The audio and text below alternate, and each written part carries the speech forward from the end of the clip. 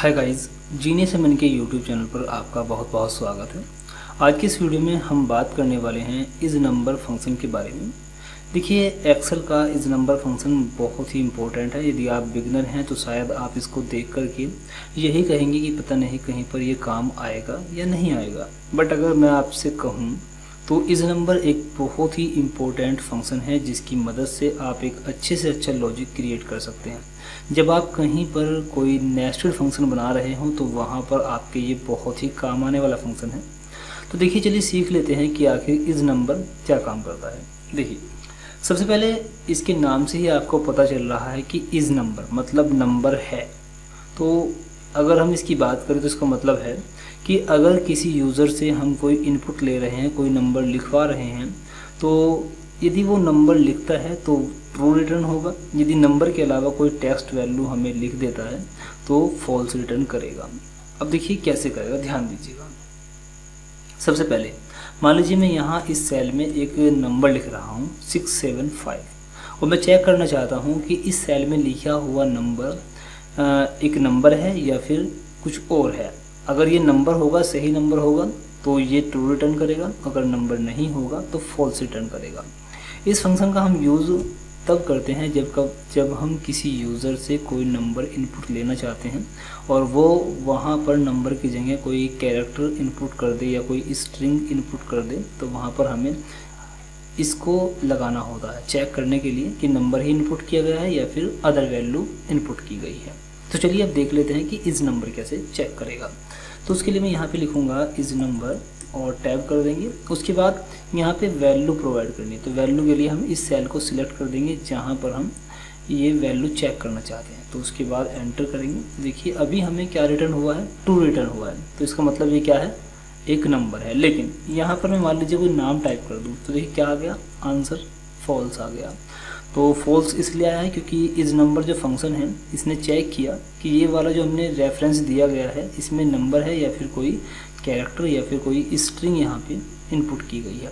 तो इसको यहाँ पे कोई नंबर नहीं बल्कि एक स्ट्रिंग मिल रही है, तो इसने यहाँ पे बता दिया कि ये स्ट्रिंग नहीं, ये एक स्ट्रिंग है ना कि एक नंबर, तो इसने फॉल्स रिटर्न कर दिया। अब देखिए ये इस तरह से चेक करता है, ये आपको क्लियरली समझ में आ गया होगा कि ये बताएगा सिर्फ और सिर्फ क्या बताएगा कि अगर नंबर होगा तो ट्रू रिटर्न हो जाएगा, और अगर कोई स्ट्रिंग या फिर कोई कैरेक्टर होगा या फिर कोई स्पेशल कैरेक्टर होगा, जैसे मान लीजिए मैं यहाँ पे स्पेशल कैरेक्टर के लिए हैज़ प्रेस कर देता हूँ, तो देखिए आंसर क्या रहेगा, फॉल्स रहेगा। जब तक यहाँ पे नंबर टाइप नहीं होगा तब तक यहाँ पे ट्रू नहीं आने वाला। ठीक है, तो ये चेक करने के लिए कि यूज़र से ही वैल्यू इनपुट कर रहा है या नहीं कर रहा है, तो उसके लिए हम इस नंबर फंक्शन का यूज़ कर सकते हैं ऐसी जगह पर जहाँ पर हमें केवल और केवल यूज़र से नंबर ही इनपुट कराना है। ठीक है, तो वहाँ पर हम कोई भी लॉजिक बनाने से पहले ये चेक कराएंगे कि यूज़र ने नंबर इनपुट किया है या फिर कोई टेक्स्ट वैल्यू या फिर कोई स्पेशल कैरेक्टर इनपुट किया है। तो देखिए अब देखिए मैं चाहता हूँ कि यहाँ पर यदि कोई यूज़र नंबर इनपुट करे तो कोई एक्शन परफॉर्म हो। तो उसके लिए देखिए मैंने यहाँ पे एक शीट बना करके रखी हुई है, ये देख लीजिए। यहाँ पे मैंने कहा है कि प्लीज़ एंटर ए नंबर। यहाँ पे यूज़र से कोई नंबर लेना है और अगर वो नंबर यहाँ पे डालता है ना कि कोई अदर वैल्यू, यदि स्पेशल कैरेक्टर या फिर कोई स्ट्रिंग वैल्यू या फिर कोई नाम यहाँ पे नहीं लिखता बल्कि एक नंबर डालता है, तो यहाँ पे एक मैसेज आपको मिलेगा वैलिड नंबर। लेकिन अगर यहाँ पे उसने कोई नंबर ना डाल के यहाँ पे कोई नाम डाल दिया तो यहाँ पे आपको एक मैसेज मिलेगा इनवैलिड नंबर।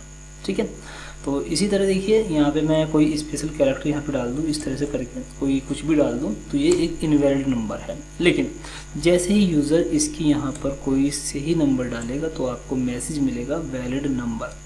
देखिए इसको बताने का पर्पज़ मेरा ये नहीं है कि हम यूज़र से कोई नंबर लेंगे तो हमें कोई मैसेज ही रिटर्न करना है, ऐसा नहीं है।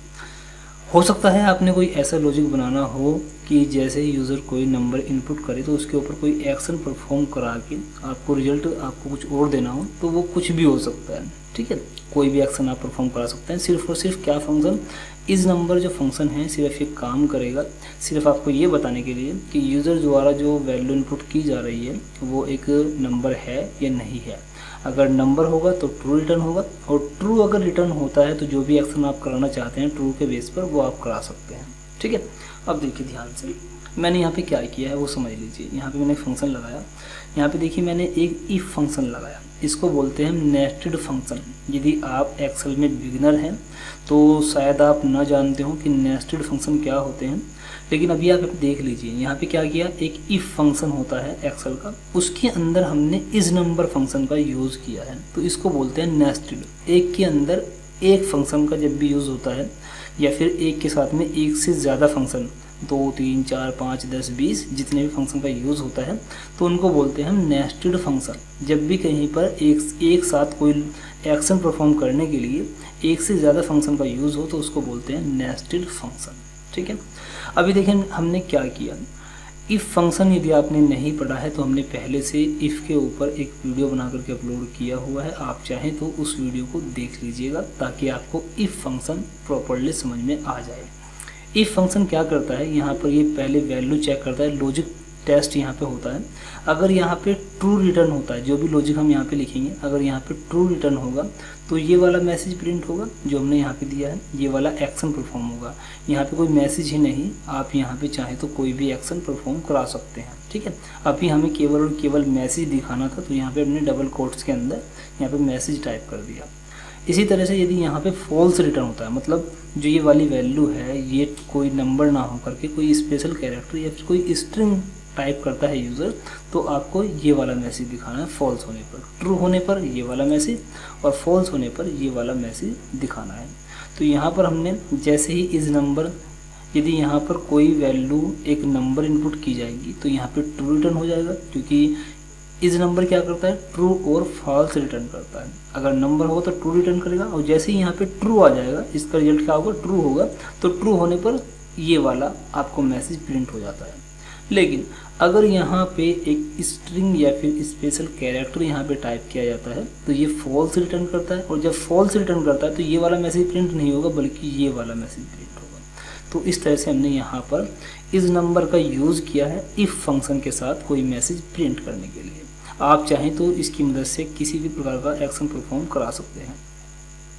कुल मिलाकर के मैंने आपको इस नंबर क्या है, कैसे काम करता है, ठीक है, वो सब मैंने आपको बता दिया है। बात ध्यान रखनी है कि इस number only true and false return करता है। ट्रू एंड फॉल्स के आधार पर आप जैसा एक्शन परफॉर्म करना चाहें वो करा सकते हैं। आई होप आपको इस नंबर फंक्शन क्लियरली समझ में आ गया होगा, लेकिन इसके बाद भी यदि कोई डाउट आपका रह जाता है, आपको कुछ चीज़ें समझ में नहीं आ रही हैं, तो वीडियो के जस्ट नीचे कमेंट बॉक्स दिया गया है। कमेंट बॉक्स में आप अपनी प्रॉब्लम मेरे साथ शेयर कर सकते हैं। साथ ही हमने एक अपनी ईमेल आईडी भी आपको प्रोवाइड की हुई है। आपकी कोई भी प्रॉब्लम आप हमें ईमेल कर सकते हैं, या फिर आप कोई लॉजिक बनाना चाहते हैं और आपसे नहीं बन पा रहा है तो आप हमसे कमेंट के माध्यम से या फिर ईमेल के माध्यम से शेयर कर सकते हैं। कोई आपका लॉजिक है, आप उसके आधार पर कोई वीडियो चाहते हैं तो आप हमें अपना लॉजिक ईमेल आईडी पर भेजिए। हम आपकी ईमेल की हुई लॉजिक को अपने वीडियो में इंक्लूड ज़रूर करेंगे।